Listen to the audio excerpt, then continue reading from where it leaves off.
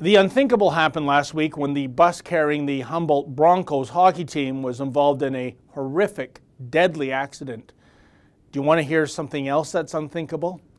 In the wake of this gruesome tragedy, certain social justice warriors are playing a grotesque game of perverse identity politics, essentially stating that the reason this nation has been so rattled by this crash is due to the victims being white males.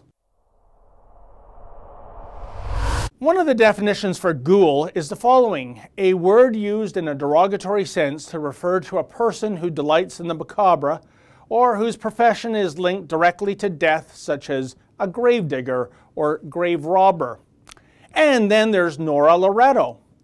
Loretto is a self-described activist and writer based in Quebec City. I think she might be moonlighting as a ghoul, though.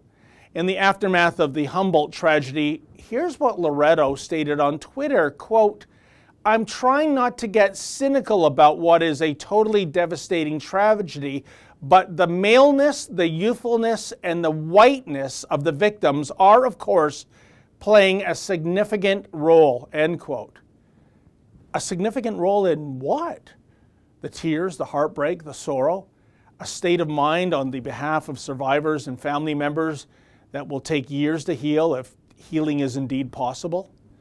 And to suggest that this groundswell of grief would be absent if the people on that doom bus were, say, black and female? Is this what Loretto is trying to convey here?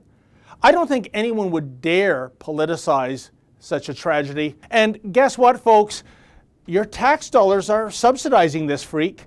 She occasionally writes for Maclean's, which only continues to wither on the vine due to a taxpayer bailout of $2 million per annum. She also appears on the CBC, but of course. And sadly, Loretto is not a one-off. Here's some SJW calling the Evan Solomon show last Monday to make a similar point. Michelle, you're on the line. What's your take on this? Hello. I just wanted to say, I absolutely, with all my heart, feel terrible. I mean, I have children of my own. I mean, I can't imagine anything like losing a child, the worst thing ever. I'm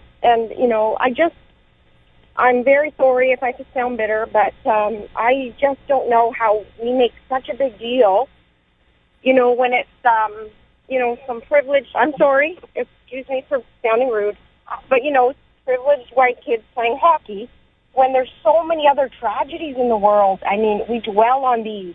It's just, I'm not taken away from it. It's getting to me.